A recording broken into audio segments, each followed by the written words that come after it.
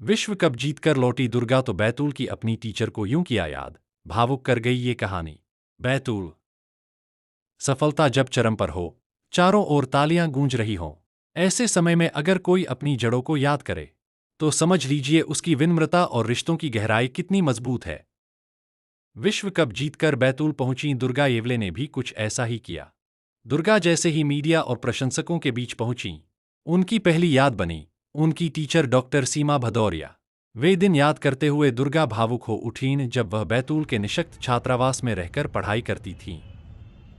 उसी समय छात्रावास की वार्डन और विशेष शिक्षक डॉ सीमा भदौरिया ने हर कदम पर हिम्मत, आत्मविश्वास और दिशा दी। सर, मैंने 2021 से मेहनत करना शुरू किया था इंदौर से।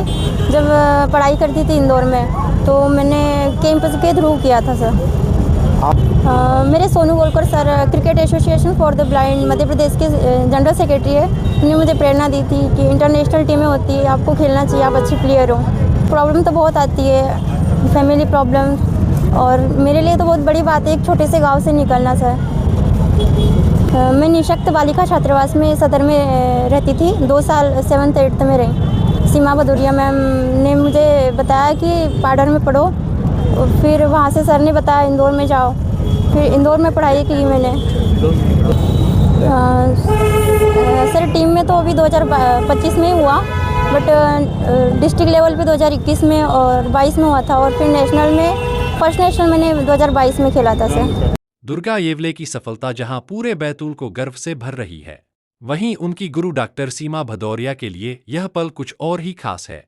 जैसे ही विश्व कप विजेता दुर्गा ने अपनी टीचर को याद किया, डॉक्टर सीमा की आंखों में भी अपनी छात्रा के लिए गर्व झलक उठा। डॉक्टर सीमा भदौरिया ने कहा, निशक्त छात्रावास में 2 साल के दौरान दुर्गा ने अविश्वसनीय मेहनत की। वह पढ़ाई में ही नहीं, खेल में भी हमेशा आगे रहती थी। उसकी लगन और निरंतर अभ्यास ने ही आज उसे इस मुकाम तक पहुंचाया है। सर, ये जो दुर्गा येवले थी मेरे पास निशक्त बालिका छात्रावास में, जब मैं वार्डन के प्रभार में थी, तो ये 13-14 और 14-15 में मेरे पास रही। 7वीं में दर्ज हुई थी और 8वीं करके ये पाडर स्कूल चली गई थी। पाडर ब्लाइंड स्कूल जो है उसमें इसको भिजवा दिया गया था, क्योंकि वो जो निशक्त बालिका छात्रावास था वो 8वीं तक ही बच्चियों को रखता था और उनकी पढ़ाई कंप्लीट करवाता था।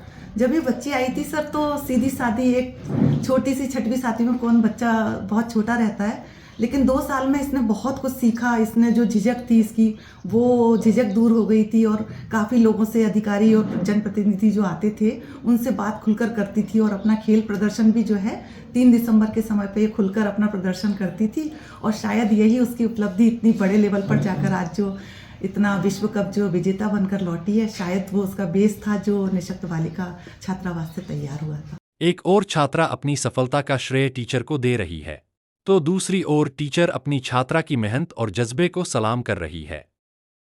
यही है गुरु शिष्य के रिश्ते की सबसे खूबसूरत तस्वीर।